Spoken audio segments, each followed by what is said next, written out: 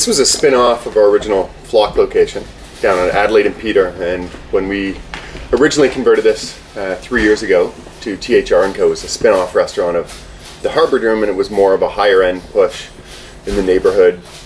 And the one thing I thought it was always missing was the neighborhood family component. So we had this great space, and it's a big, bright space, big corner patio, and then we had this other restaurant, which is all about, easy, accessible, fun, healthy.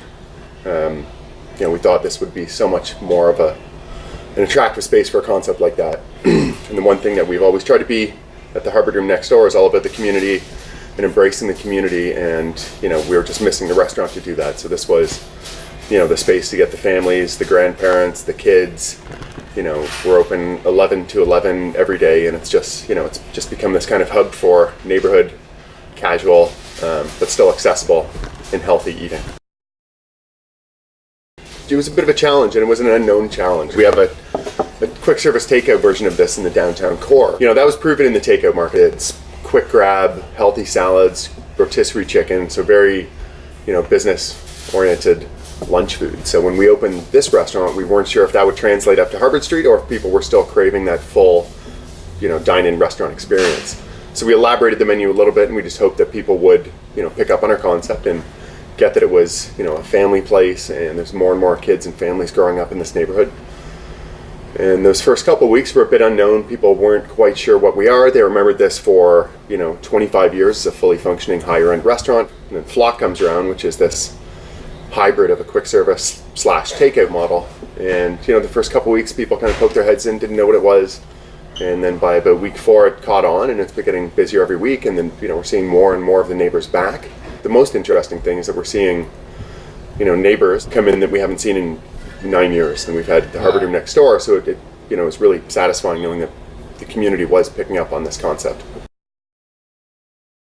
It's always a lot of hard work from a chef perspective. It's always, you're always going to be the one scrubbing the floors and peeling the potatoes, and that never changes. But the gratifying part of it is knowing, getting a chance to know your neighbors, know the community. Over the course of 9 years, we've had diners come in who started off as just, one-time guests and just faces that you recognized, and 9 years later, they're close personal friends and part of the family. So that's always the best part of the job. We're an advocate of healthy eating, so we try to put things on the menu that you can feel good about eating every day. We're not pulling the wool over our customers' eyes. Kind of what you see is what you get.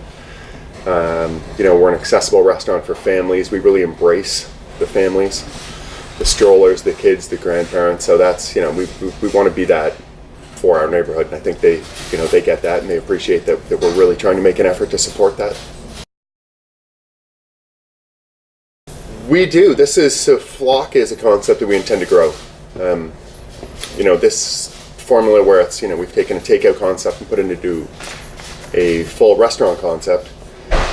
Now that we've kind of seen that this works, we're going to look to expand this model as well as the takeout model. It's as much about the operations as it is about getting to know the people. There's 1,000 things that have to go right for a diner to have a good experience in a restaurant. A lot of them overlooked, from the way you answer the phone to somebody comes, to the music that's playing, to the lighting, to the pace, to the food that comes out. There's all these small factors that nobody notices, except when you're in here 12 hours a day, 6-7 days a week. These things all start to tick, and they all have to work synergistically. So it's just being in tune with all the moving parts and the living thing that is a restaurant. There's no playbook on how to operate a restaurant. It's something you kind of learn, and you get a feel for the space and a feel for the customers, and it just becomes it does become a living, breathing thing in its own.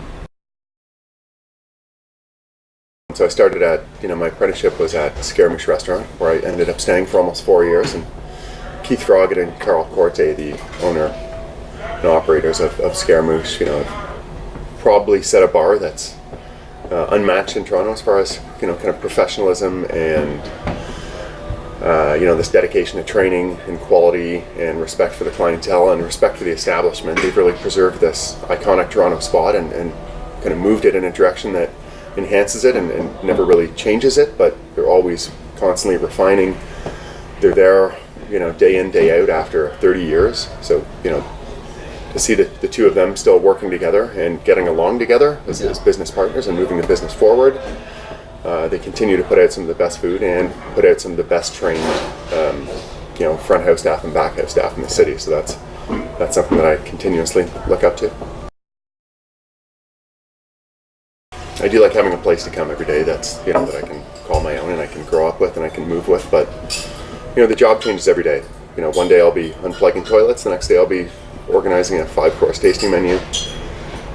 So it's, it's an ever-changing, evolving role that's, but the best thing about it is the people. It's getting to work with, some of the best people around, colleagues who I consider friends and close friends to, not knowing who's going to come into your restaurant every day and having that really be your social life and your hobby and your passion, and it's all those things in one. Have something that ends up as a concept coming to life from the day the doors open. That's a pretty satisfying experience. It's hard work, but I've never come to work not happy the morning after a bad night. So it always washes away, and then you start fresh and you keep building. And as long as you maintain that kind of optimistic, positive outlook, take it day by day while keeping a big open mind picture, things work. Make sure it's something that you love, and really have a deep passion about. Forget about your ego. From a restaurant perspective, I always say I leave my ego off the plate and figure out who my customers are and really embrace that. But at the heart, it's got to be something you love and something you can put 100% of your passion and energy towards, and your thought, because you're going to be thinking about it and acting it out every day. And if that's not at the core of who you are, then eventually it will burn you out. The community, Harvard Street is, and I've worked and I've lived all over Toronto. No better neighborhood than Harvard Street for, the community kind of pulling and rallying together. And, we're in central downtown Toronto, and you can still walk down the street and have neighbors waving at you and knowing people by name, seeing the same faces every day. There's still residential properties all around here where, somebody will be planting flowers next to a business, next to somebody, shoveling the driveway in the winter, and the whole neighborhood pulls together, everybody helps each other out. There's something we need as a restaurant, we'll go to our neighbor and borrow it, vice versa. Neighbors will come to us that we know by name. We see kids grow up, we see people get older, we see different families come into the neighborhood, and I think Harvard is very unique in that it's, it's kind of its own village. I just enjoy walking, when I can knock off for a couple or an hour and just walk the strip and pop into some of the businesses I know, go into Harvard Bakery and get a gorgeous pastry and a coffee in the morning, to finishing work early and going across the street to either Piano or Rasa or some of the other great restaurants and having a drink at the bar, and to just going to the park on Brunswick with my dogs. It's very there's I don't have to leave.